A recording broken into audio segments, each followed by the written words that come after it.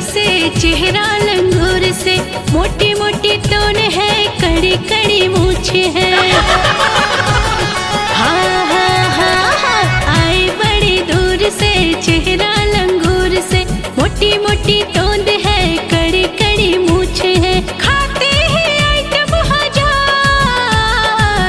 आंगने में आए हैं मेरे ससुर लेके सोना श्रृंगार। आंगने में आए हैं मेरे भासुर लेके सोना श्रृंगार।